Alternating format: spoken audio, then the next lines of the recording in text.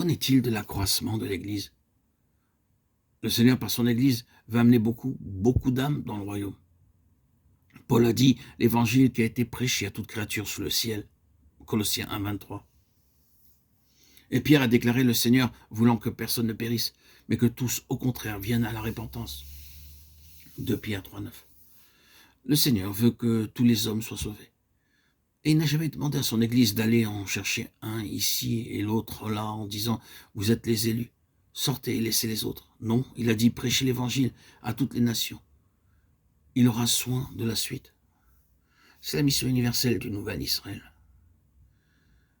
Mais ne la considérons pas simplement d'une manière générale.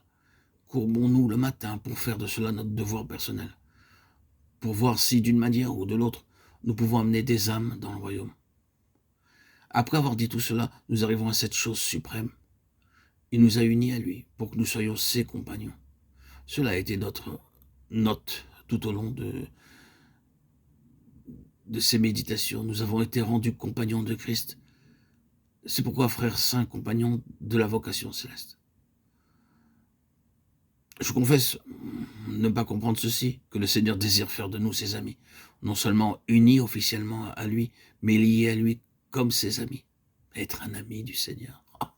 Je ne puis que vous dire, gardons ce mot et demandons-nous continuellement, comment un ami agirait-il en cette question? Quelle décision prendrait un ami? Je suis appelé à être l'ami du Seigneur.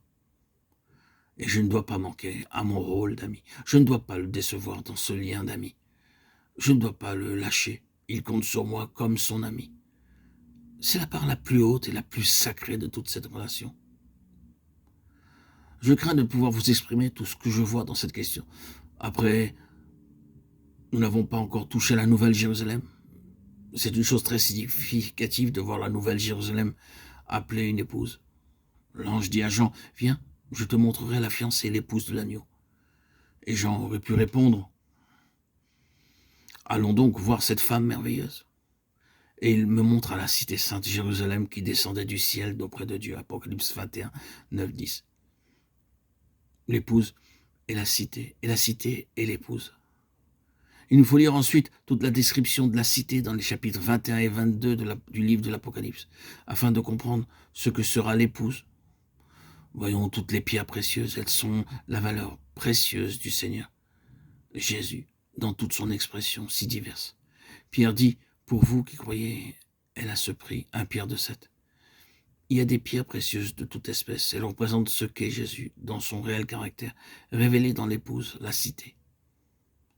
Cessons de penser à une cité littérale. Tout cela est une représentation symbolique de l'épouse de Christ. Toutes ces gloires de la cité ne sont que les gloires de Christ exprimées à la fin dans son épouse. Il me montra la cité sainte, Jérusalem, qui descendait du ciel d'auprès de Dieu, resplendissante de la gloire de Dieu. Son éclat était semblable à celui d'une pierre précieuse. Elle resplendissait à travers toutes ses perles. C'est à tout cela que pensait l'apôtre lorsqu'il dit « pour faire paraître devant lui cette église pleine de gloire ». Une église glorieuse, Éphésiens 5, 27. La cité est la révélation de ses gloires infinies, et la cité est l'épouse.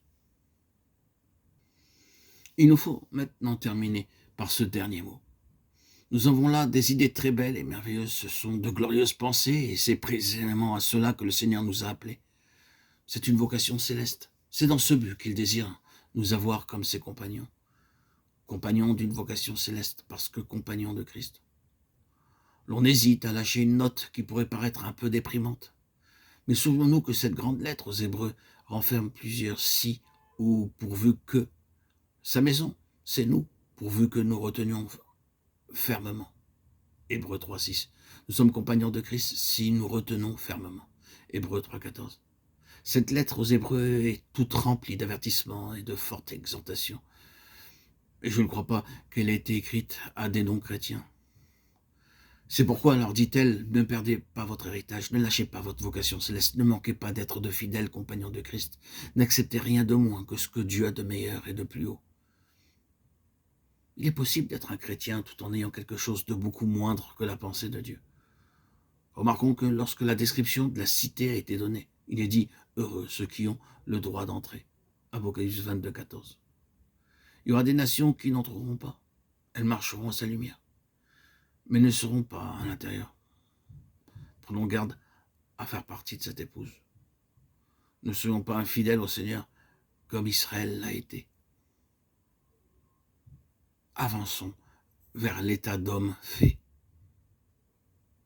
Hébreux 6, 1.